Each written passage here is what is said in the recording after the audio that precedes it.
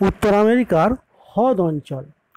এই হ্রদ অঞ্চল কোন কোন অংশ নিয়ে হ্রদ অঞ্চল গঠিত?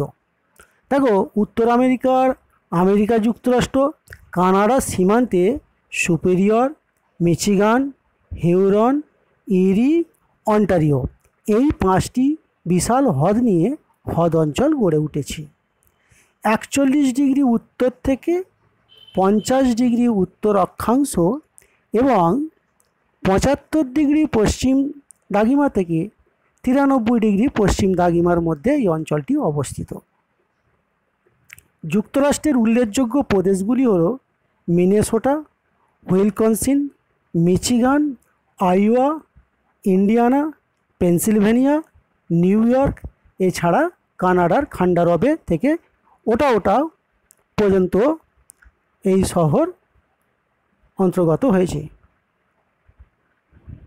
এখন এই যে হ্রদ অঞ্চল, এই হ্রদ অঞ্চলের ক্ষেত্রে আমরা যেটা দেখব, প্রথমে প্রাকৃতিক পরিবেশটা একটু লক্ষ্য করি এসো। হ্যাঁ, তা এই যে হ্রদ অঞ্চল, তো হ্রদ অঞ্চলের ক্ষেত্রে যেটা আমরা প্রথম দেখব যে এখানকার ভূমি সাধারণত সমতল প্রকৃতির, মধ্যভাগের সমভূমি অন্তর্গত, তো তাই এর উচ্চতা 180 মিটারের বেশি নয়। কোনো কোনো জায়গায় নুড়ি বাহিত, হিমবাহ বাহিত নুড়ি, পাথর, কিছু কিছু ঢেউ খেলানো ভাব ভূমিভাগের মধ্যে লক্ষ্য করা যায় সঞ্চিত হওয়ার জন্য। তা পূর্বাংশে ইরি অন্টারিও হ্রদের মাঝে ঢালের খাড়াই খুব কিন্তু বেশি, প্রায় 75 মিটার মতো রয়েছে। একে নায়াগ্রা ভিগু বলা হয়। এই নায়াগ্রা ভিগু বা খাড়া ঢাল যেটা আমরা দেখতে পাচ্ছি, নায়াগ্রা জলপ্রপাত সৃষ্টি করেছে।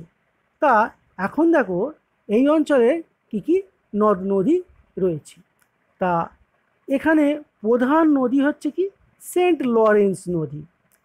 নদীগুলি সুপিরিয়র, হিউরন, ইরি, অন্টারিও হ্রদের মধ্য দিয়ে গিয়ে পূর্ব দিকে সেন্ট লরেন্স উপসাগরে পড়েছে।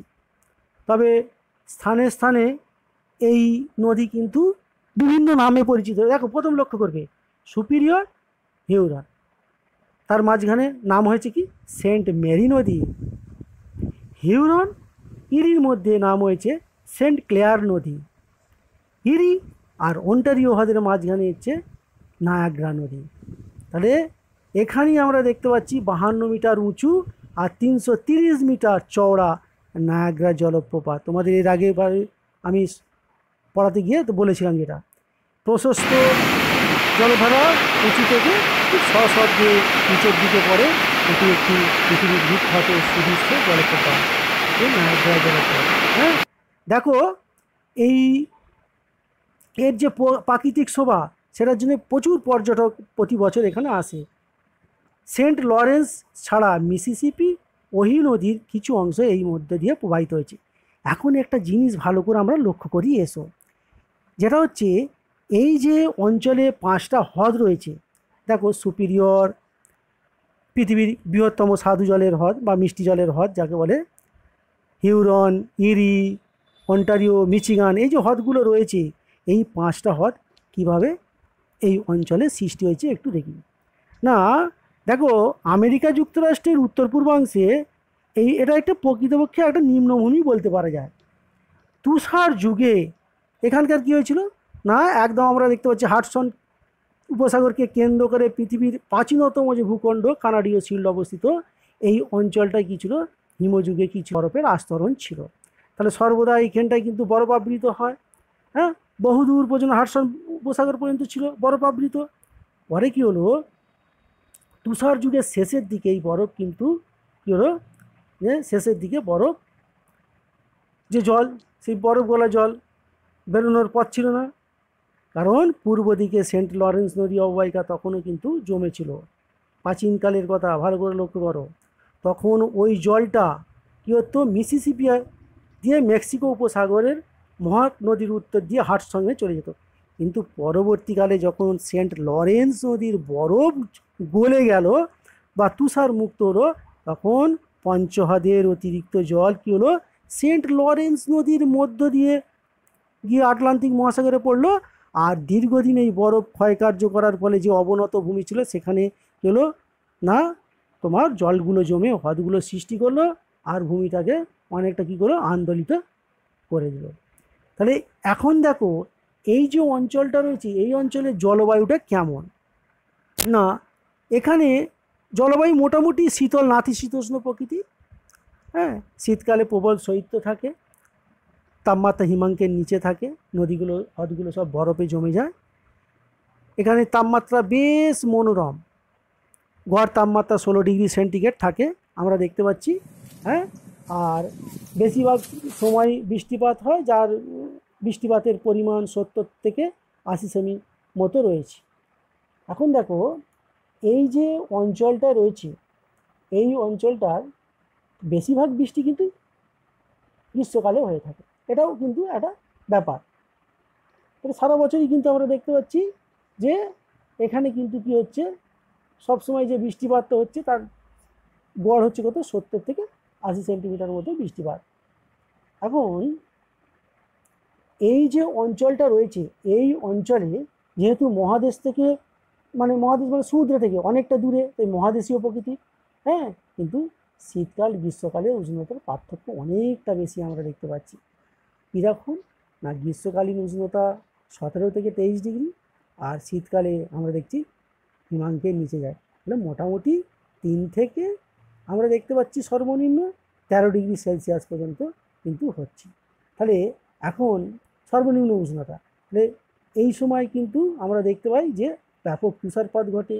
তাহলে আর কি দেখতে পাচ্ছি, এই রকম জলবায়ু অঞ্চলে দেখো কীরকম না, এই অঞ্চলটায় কী ধরনের গাছপালা জন্মেছে না, দেখো ওক, এলাম, বীচ, হ্যাঁ, তাহলে পাইন, এইগুলো কিছু রয়েছে, স্প্রু, হ্যাঁ, তারপর দেখো ম্যাপল, এইগুলো কিন্তু রয়েছে।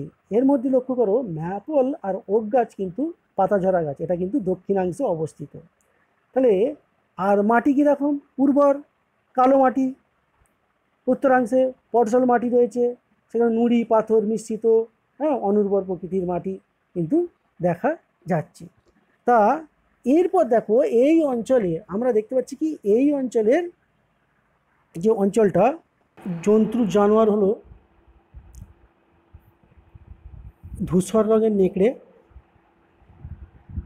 মৌসি, বিভার, তারপর হচ্ছে ক্যানাডিয়ান লাইনেক্স, লিটিল ব্রাউন ব্যাট বাদুড়, তারপর হচ্ছে ওটার রয়েছে এবং ব্ল্যাড ইগল রয়েছে। এই ধরনের প্রাণীগুলো রয়েছে, তোমরা ছবিতে তা দেখতে পাবে। এসো দেখি এই যে হ্রদ অঞ্চল রয়েছে, এই হ্রদ অঞ্চলে আমেরিকা যুক্তরাষ্ট্র কানাডার অংশেও ভালো কৃষিকার্য হয়। সমতল ভূমি, পরিমিত বৃষ্টিপাত, উর্বর মাটি, আধুনিক কৃষি যন্ত্রপাতি এবং পদ্ধতি, ঘন জনবসতি ফলে এই অঞ্চলে কৃষিজ ফসলের ব্যাপক চাহিদা, কৃষি শ্রমিকের সহজলভ্যতা, এই অনুকূল অবস্থার জন্য এখানে প্রচুর পরিমাণে গম, যব, ওট, ভুট্টা, রাই, বিট, বিভিন্ন প্রকার ফল যেমন আপেল, আঙুর, নাশপাতি, পশুখাদ্য হিসাবে হে, ক্লোভার, তারপর তোমার বিভিন্ন ধরনের ঘাস এই অঞ্চলে চাষ করা হয়। অঞ্চলের বেশিরভাগ ভুট্টা গাছ বা ভুট্টা পশুখাদ্য হিসাবে কিন্তু ব্যবহার করা হয়ে থাকে। দেখো অঞ্চলের দ্বিতীয় অর্থনৈতিক কার্য হিসাবে এটা গ্রহণ করছে পশুপালন। কৃষির পরেই পশুপালন রয়েছে। স্থানীয় যে শহর বা শিল্পকেন্দ্রগুলো রয়েছে সেখানে সর্বদাই কিন্তু দুগ্ধজাত দ্রব্য, মাংসের চাহিদা সবসময় রয়েছে, ঘন জনবসতি। ফলে এই অঞ্চলে এই দুগ্ধজাত দ্রব্য মাংসের চাহিদার জন্যে এখানে কিন্তু কী করা হয়, গবাদি পশু, শূকর ইত্যাদি পোলট্রি ফার্ম, হ্যাঁ, পোলট্রি ফার্ম যেটা বলা হয় সেগুলো কিন্তু এখানে গড়ে উঠেছে এবং ভেড়া বা মেষও প্রতিপালিত হয়। দেখো পশুপালনের খাদ্যের কোনো অভাব নেই, তোমরা জানো এই অঞ্চলে একটু দূরে রয়েছে আলফালফা, ক্লোভার, হে, এই যে ঘাসগুলো রয়েছে, এগুলো কিন্তু সহজেই এরা সাপ্লাই পেয়ে থাকে, অর্থাৎ সরবরাহ পেয়ে থাকে। পশুখাদ্যের অভাব নেই। ফলে কি হয় না, এবং আধুনিক যান্ত্রিকরণ ব্যবস্থা রয়েছে, মানে হিমায়িত করার জন্য দুগ্ধকে ভালো প্যাকেজিং ব্যবস্থা রয়েছে। এই অঞ্চলটা শিল্পকার্য উন্নত। ফলে কি হয় না, ডেয়ারি শিল্প খুব সহজেই কিন্তু গড়ে উঠেছে। দেখো উইসকনসিন, মিচিগান সুপিরিয়র সংলগ্ন যে অঞ্চলটা, হ্যাঁ, একে ডেয়ারি রাজ্য বলা হয়ে থাকে। আর কি না, এইখানে মিচিগান নদীর তীরে চিকাগো যে শহরটা রয়েছে, এটাকে পৃথিবীর কসাইখানা বলে থাকে। কেন? এখানে প্রচুর পরিমাণে মাংস প্যাকিং করা হয় এবং বিভিন্ন দেশে বিদেশে কিন্তু এটা কিন্তু সরবরাহ করা হয়ে থাকে। তাহলে লক্ষ্য করবে যে এখানে কিন্তু ডেয়ারি শিল্পটা খুব ভালোভাবে উঠেছে। এরপর এসো আমরা দেখি খনিজ, কী কী খনিজ রয়েছে। হ্রদ অঞ্চলে যথেষ্ট পরিমাণে খনিজ দ্রব্য পাওয়া যায়। তোমরা লক্ষ্য করবে যে এই অঞ্চলে খনিজ দ্রব্যের মধ্যে সবথেকে সহজলভ্য হচ্ছে লৌহাকুরিক কয়লা। হ্যাঁ, তা লৌহাকুরিক যে কয়লা, কোথায় কোথায় লৌহাকুরিক পাওয়া যায় দেখো, মেসাবি, ভার্মিলিয়ন, কুইনা, গোজেম্বিক, মার্কোয়েড, মিনোমিনি, এই অঞ্চলগুলোতে লৌহাকুরিক কিন্তু উত্তোলিত হয়ে থাকে। হ্যাঁ, তাহলে দেখো এরপরে আমরা দেখতে পাচ্ছি যে অঞ্চলটা রয়েছে এই হ্রদ অঞ্চলে, হ্যাঁ, যে খনিজ তেল সেটাও কিন্তু যথেষ্ট পরিমাণ পাওয়া যায়। ইলিনয়, মিচিগান রাজ্যে খনিজ তেল পাওয়া যাচ্ছে। আবার কয়লা রয়েছে, দেখো ইলিনয়, ইন্ডিয়ানা রাজ্যে কয়লা রয়েছে, কিউইনে রয়েছে, তামা রয়েছে, হ্যাঁ, এইগুলো কিন্তু রয়েছে। তারপর আরও সব রয়েছে, মোরেন্সি, বিসবিতেও তামা পাওয়া যায়। তারপর খনিজ লবণ রয়েছে, মিচিগান, ওইও, এছাড়া জিপসাম, চুনাপাথর যথেষ্ট পরিমাণে এখানে কিন্তু পাওয়া যায়। সুতরাং সেই দিক থেকে শিল্পের কার্যের যে আমরা দেখতে পাই যে কাঁচামাল, সেটার কিন্তু অভাব কিন্তু নেই। সুতরাং শিল্প কার্য ভালো গড়ে উঠতে পেরেছে। এরপর দেখো, এরপর যেটা রয়েছে সেটা রয়েছে কি পরিবহন ব্যবস্থা।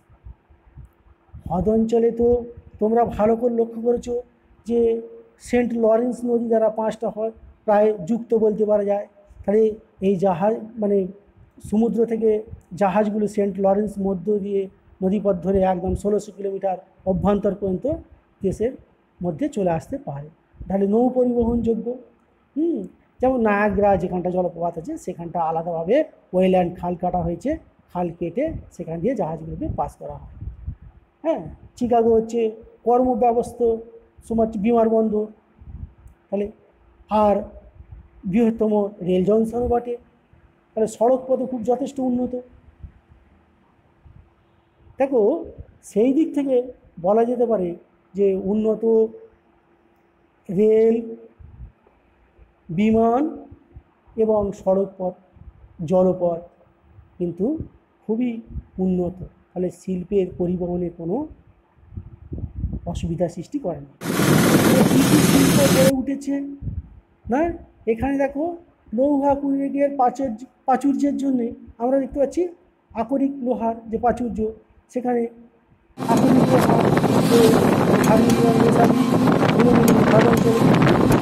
এখানে কিন্তু শিল্পগুলো সহজেই কিন্তু গড়ে তুলতে পারবে। তবে ইন্ডিয়ানা রাজ্যে কয়লা, ইলিনয় রাজ্যের কয়লা রয়েছে, সেখানেও কিন্তু সুবিধা রয়েছে। তারপর পর্যাপ্ত বিদ্যুৎ রয়েছে, সুলভ জলপথ রয়েছে, উন্নত সড়ক রেলপথ রয়েছে, পর্যাপ্ত জলের সরবরাহ রয়েছে। সেন্ট লরেন্স যদি 5টা হ্রদের জল, আর ঘন জনবসতি, তাহলে শিল্প কার্যকে সহজ করেছে। আরও লক্ষ্য করো যে কৃষিজ কাঁচামাল সেটাও কিন্তু সাপ্লাই পাওয়া যায় শিল্পের ক্ষেত্রে। হ্যাঁ, আচ্ছা, একটু দূরে অদূরে রয়েছে নিকটবর্তী সরলবর্গীয় অরণ্য রয়েছে। সুতরাং শিল্পের কাঁচামালের অভাব কিন্তু এখানে হয় না। সেই জন্য এই অঞ্চলটা যুক্তরাষ্ট্রের একটা এবং কানাডার কী হয়েছে, শ্রেষ্ঠ শিল্পাঞ্চলে পরিণত হয়েছে। দেখো লৌহ ইস্পাত শিল্প কোথায় কোথায় গড়ে উঠেছে, বাফেলো, ইরি, ক্লিভল্যান্ড, লোরেন, ডেট্রয়েট, ডুলুথ, তারপর যে চিকাগো, গ্যারি অঞ্চল, মিলওয়াকি, সেন্ট লুইস, বড় বড় শিল্প গড়ে উঠেছে। ইঞ্জিনিয়ারিং শিল্প, ডেট্রয়েট রয়েছে পৃথিবীর বৃহত্তম মোটর গাড়ি নির্মাণ কারখানা।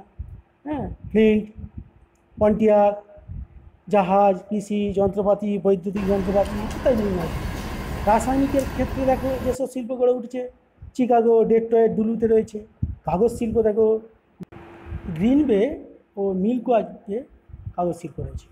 চিকাগো বিশ্বের কসাইখানা তোমরা জানো। আর রকফোর্ড, চিকাগো হচ্ছে চামড়া কারখানা রয়েছে, চামড়া শিল্প রয়েছে। হ্যাঁ, মিলওয়াকি ডেয়ারি শিল্পের জন্য খুবই বিখ্যাত।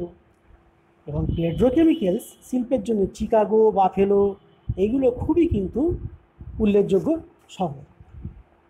দেখো রবার শিল্পের জন্য অ্যাক্রন, যেটাকে আমরা বলি, হ্যাঁ, পৃথিবীর রবার রাজধানী বলা হয়ে থাকে।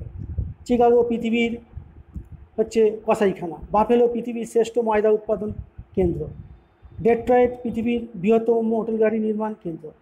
অনেকগুলো জিনিস এখানে কিন্তু অবস্থিত রয়েছে। এরপর যেটা দেখো, এই যে অঞ্চলটা রয়েছে, এই অঞ্চলে আমরা কতগুলো শিল্প বলয়ে ভাগ করতে পারি।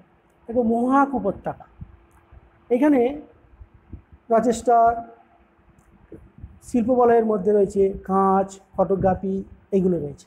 বাফেলো নায়াগ্রা শিল্প বলয়, এখানে দেখো ময়দা শিল্পের জন্য বিখ্যাত। আর ইরি হ্রদ অঞ্চল, এখানে তোমরা দেখতে মোটর গাড়ি নির্মাণ, তারপর হচ্ছে তোমার পার্টস, পেয়ার পার্টস যেখানে বলে যন্ত্রাংশ। আচ্ছা, এটো লৌহ ইস্পাত শিল্পের জন্য বিখ্যাত। ওহিও দেখো ইঞ্জিনিয়ারিং শিল্পের জন্য বিখ্যাত। আর মিচিগান হ্রদ অঞ্চলে দেখো Chicago, Gary, Hammond, Indiana Harbor লৌহ ইস্পাত শিল্পের জন্য বিখ্যাত রয়েছে। এছাড়া এখানে ময়দা শিল্প যথেষ্ট পরিমাণে গড়ে উঠতে দেখা গেছে। দেখো চিকাগো তো কসাইখানা হিসাবে বিখ্যাত রয়েছে।